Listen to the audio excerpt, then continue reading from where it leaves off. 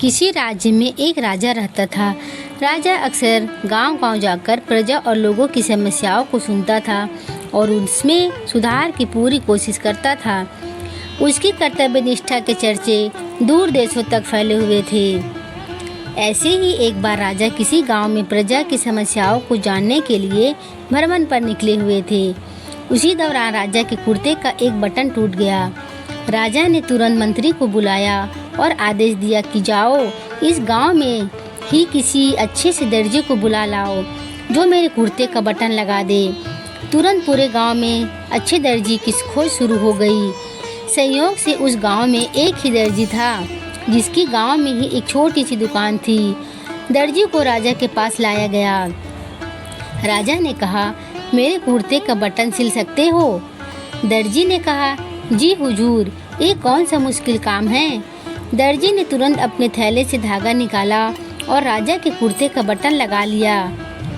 राजा ने खुश होकर दर्जी से कहा, बताओ तुम्हें इस काम के कितने पैसे दूं?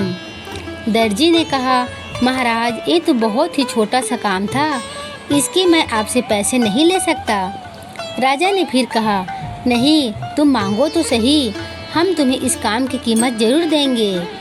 दर्जी ने सोचा कि बटन तो राजा के पास था ही, मैंने तो बस धागा लगाया है, मैं राजा से इस काम के 2 रुपये मांग लेता हूँ।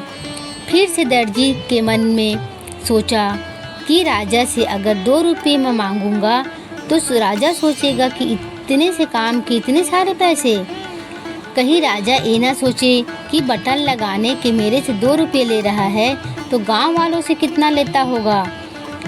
यही सोचकर दर्जी ने कहा, महाराज आप अपनी स्वेच्छा से कुछ भी दे दें।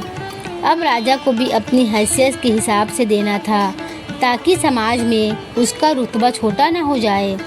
यही सोचकर राजा ने दर्जी को 2 गांव देने का आदेश दिया। अब दर्जी मन ही मन में सोचने लगा कि कहाँ तो मैं 2 रुपये मांगने की सोच रहा था और कहाँ तो राजा ने 2 गांवों का मालिक मुझे बना दिया। दोस्तों, हम लोग भी उस दर्जी के समान अपनी क्षमता से सोचते हैं और भगवान से कुछ न कुछ अपनी हैसियत से मांगते हैं, लेकिन क्या पता ईश्वर हमको उनकी देने की क्षमता के अनुसार कुछ अच्छा और बड़ा देना चाहता हो। गीता में भगवान श्री कृष्ण ने कहा भी है कि कर्म करो, फल की इच्छा मत करो। जब आप भगवान पर सब कुछ छोड़ देंगे तब वह अपने हिसाब से आपको दे देगा।